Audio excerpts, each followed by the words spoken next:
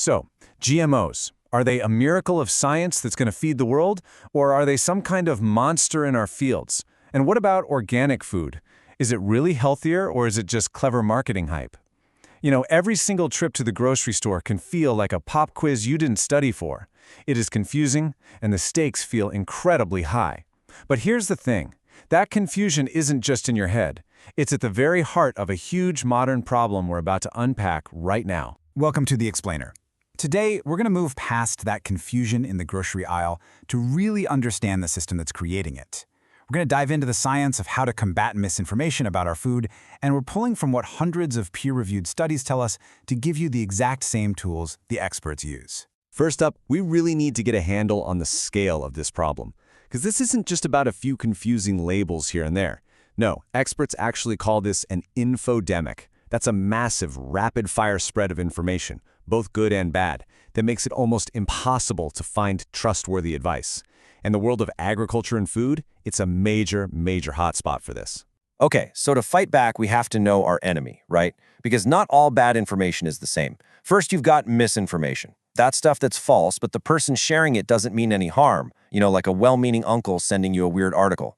Then there's disinformation. This is the nasty stuff. It's false and it's created specifically to deceive people, usually for money or politics. And finally, there's malinformation. This one is tricky. It's actually based on truth, but it's twisted or ripped out of context to cause harm.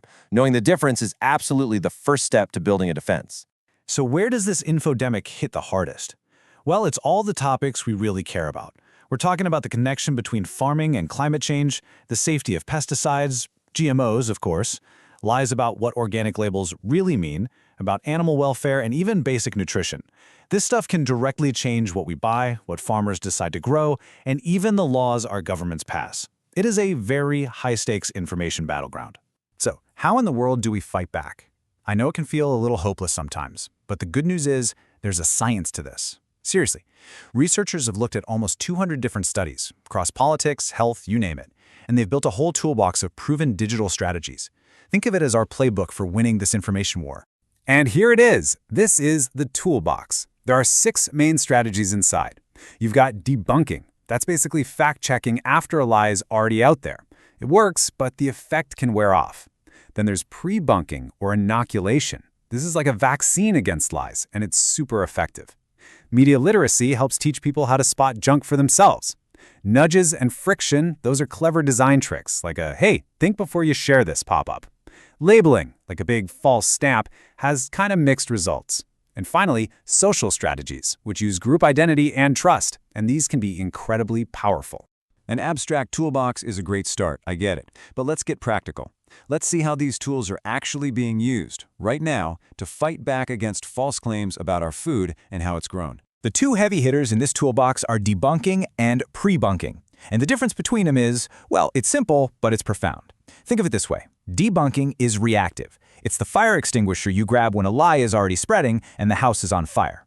Prebunking, on the other hand, is proactive. It's the vaccine you get beforehand, building up that mental immunity so the lie can't even infect you in the first place, and you really need both. Okay, so here's a crucial point about debunking.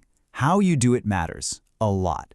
Just shouting, "That's wrong," can actually backfire and make people believe the lie even more. The best method is something called the truth sandwich. It's 3 simple steps. First, you start with the truth. Lead with the core fact. For example, modern pesticides are rigorously tested for safety.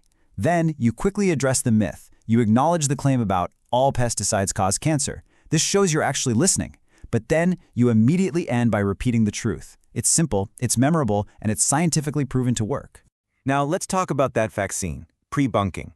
The idea here is what scientists call psychological inoculation. You don't just throw facts at people. Instead, you expose them to a weakened version of the lie before they see the real thing. You can warn them about a common trick, like showing them how someone might cherry-pick data to make a great harvest look like a total failure. That little bit of forewarning builds resilience. So when they finally see the real lie out in the wild, they spot the trick and they're not fooled. But it's not just about debunking and prebunking. The most effective campaigns don't just use one tool. They use a bunch of them to create a layered defense. This means also using things like nudges, maybe a little "check this before you share" prompt in a farmer's WhatsApp group. It means building media literacy training right into agricultural programs, and using content labels and social cues to add even more layers of protection. And speaking of those social cues, their power can be absolutely astounding. You know, a simple true or false label, sometimes people just ignore it, or it even backfires. But what if, instead, a label said, 85% of farmers in your region trust this information source? Research shows that that kind of message, which relies on who we trust in our own group, is often way more persuasive. It's not just about what's true, it's about who believes it's true. All right, so we've got the tools, we've seen how they work.